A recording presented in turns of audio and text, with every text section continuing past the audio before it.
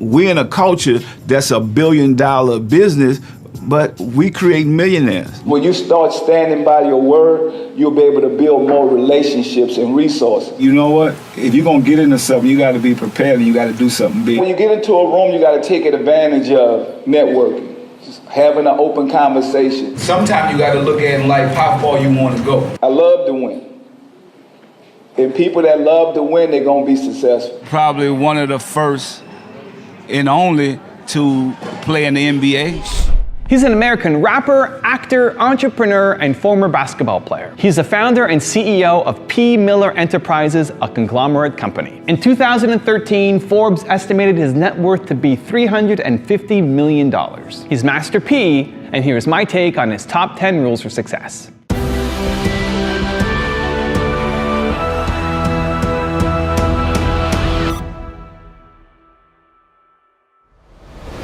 We're in a culture that's $1 billion business, but we create millionaires.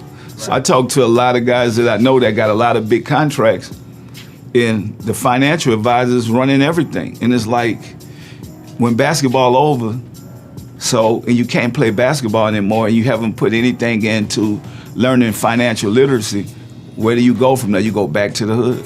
They take everything, they steal everything that you have. We're not thinking ownership. You got somebody writing your checks. Even though there's good financial advisors out there, but most of them, at the end of these guys' careers, it's the same story. What happened to my money? I come from independence. I come from owning product. That's the way I was able to be who I am.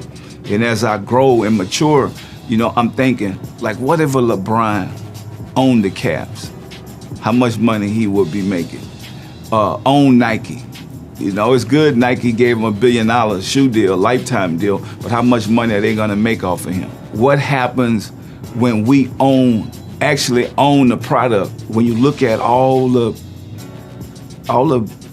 big brands, from Apple TV to Apple Music, these guys are taking over the industry. And we gotta go to them to sell them our product and to get a small piece. But we are not creating brands on our own. And I think that's where I plan to change the game. I wanted to be more of us, more minorities, having the opportunity to cash out on what we do every day. If you're a businessman or entrepreneur, you gotta find a problem. So I found a problem. Record stores are closing, but video game stores are opening, and that's when it hit to me. I'm like, I need to be in a video game business. I put my life, my passion, the same way I did into the music, I put into the video game, and I'm mostly like probably the only person that looked like me, come from our culture, that's a part of this in Silicon Valley. What I learned in business, just like what she was saying, when you give somebody your word is so important. Once I gave her my word, I had to come, even though I got a million other things I got to do. I said, well, I gave her my word. And that's going to go a long way with you in business. Once you give somebody your word, it's good to get it in writing, everything that you need to get done. But when you give somebody your word, you got to stand by it. Because when you start standing by your word, you'll be able to build more relationships and resources. You know what? If you're gonna get into something, you gotta be prepared and you gotta do something big. And you gotta, I feel like this Power record with me and Lil Wayne is definitely a statement record, but it's just real, it's timing. I mean, I tell people all the time, I ain't on my time, we on God's time. Absolutely. So how LeBron James or one of them feel when they're in the gym, you gotta go practice, work on your jump shot, work on your game. I feel like artists now need to spend that time in the studio than just partying all day. My whole life is about helping the kids, helping other kids, letting them look at my life through a blueprint. You can't just make it in the music business. I want to show people that you gotta have a couple of things going. Because when that thing ran out, something else might open up. The film, the TV opened up for me, all the clothing. The music business is not the same no more. Yeah. So it's like you said, it's about the marketing, it's about the endorsement deals. So you got to get hot in something to get those. You do. So, I think in this game now, what I know how to do best is about being independent. So if you're independent and you can make moves the way you want to make it, you're going to be successful. Now down the line, you meet somebody, you might see them again. and they're gonna remember you. You build those relationships. I did the same thing with Warren Buffett. Didn't know he was Warren Buffett. You know, guys,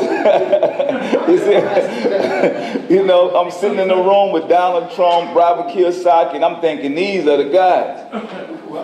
You know, and he told me, he said, man, look, this old guy over here, he makes $1 million just touching a computer. And I've been talking to this guy the whole time. You know, and I'm like, wow, you never know who you might be sitting next to or who you might meet. So when you get into a room, you got to take advantage of networking, just having an open conversation, meeting somebody, telling them your name, telling them where you're from, telling them what business you're in, you know, tell them whatever you're involved in. Because that person might know somebody, say, hey, you know, you into, okay, I could hook you up with, then you're like, oh, okay, yeah, this is my guy from over here. That's what building relationships is about, the networking. And that's the first part of business, being an entrepreneur. Because you might not have the money to start the business, even though you're an entrepreneur, you got the idea. That's how people say they started a business with no money. They had the idea, but then they went to somebody and networked with the person that had the money. Right now, through the power of the internet right now, I don't think we should have to sit back and wait. It's about creating opportunity. Don't wait for opportunity. Right now, the internet is so strong. I mean, you look at, that's what Chuck said, look at a guy like Soulja Boy just came up through the internet. So you're not sitting back waiting, even though people laugh at Soulja, think, oh man, his music's soft or whatever, but this guy created his own avenue. But just like Chuck said, he also had to go sell out to take it to a big picture. Now, my thing is, sometimes you got to look at in life how far you want to go. And my thing is independence. I thought that this was an avenue that I was able to open up and create and still be able to empower our own people in the community. So I just think that we have to figure out how far we want to go. And Before I got that deal, I turned down $1 million deal with Jimmy Iovine. Jimmy Iovine offered me $1 million. And I'm in the project, I had like $500 in my pocket. Okay. So I went to see him, and my brother was with me, my brother C. He was like, man, take the $1 million, we're gonna be rich and go take over the project. I said, nah, man, I ain't taking over no project. When I get this $1 million, I'm gone, I'm out of this. I don't even wanna see no more projects. I need to be gone. So I sit in the office, I had to check, but I read the paperwork. So artists that's watching this, you need to read the paperwork. By me going to college, I was like, to my mind, I'm thinking, this is the Michael Jordan deal, because Michael Jordan got $1 million from Nike. Yeah. He would have been a billionaire. People don't know that. But they gave him maybe like 3% or 5% or something like that. So I was like, I can't do this deal because I won't own my name no more. None of this stuff. So I told him, I said, Mr. Iovine, I'm gonna get some lunch, I'll be back. So he was like, man, if you don't come back, you'll never get a deal in this town. I get back on the plane, I'm on Southwest.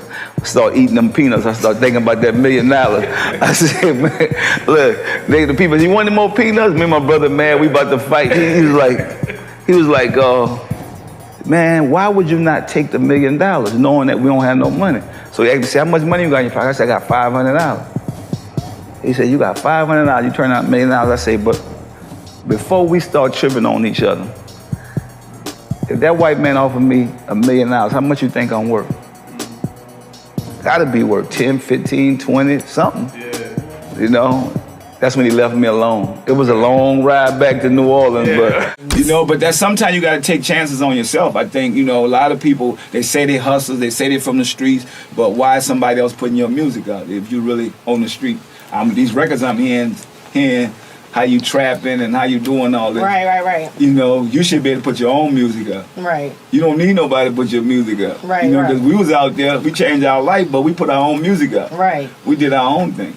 I like to win. I love to win. And people that love to win, they're gonna be successful. But it's okay losing sometimes. You might not win all the time, because you always say tomorrow. I lost today, but tomorrow I'm gonna make up for it. So be prepared to take losses in business. Be an entrepreneur. So that's the thing about it. But that one win, take away all the pain if you're an entrepreneur and you own your own business and you run your business. Well, I'm probably the first hip-hop artist to make a movie, independent film. I'm probably the first hip hop artist to do a sports agency. I'm probably one of the first hip hop artists to do clothing. Probably one of the first and only to play in the NBA. Probably one of the first and only to make an 80-20 deal, distribution deal. I mean, I could go on and on, man, but it's like, you know,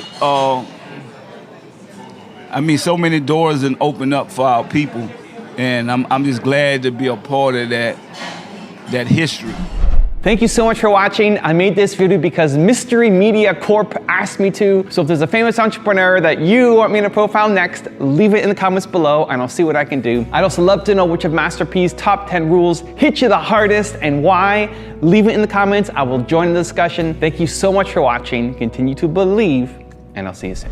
So let me give you the one-word secret to happiness. One word. This is all you need to be happy. The most important word ever. If you had to think of one word that's most important to you or that sums you up or that would be kind of like a little beacon. Hey Believe Nation, if you want to know what the most important one word is for Tony Robbins, Gary Vaynerchuk, Oprah Winfrey, will.i.am, and Howard Schultz, I have a very special secret video for you. Check the description for details.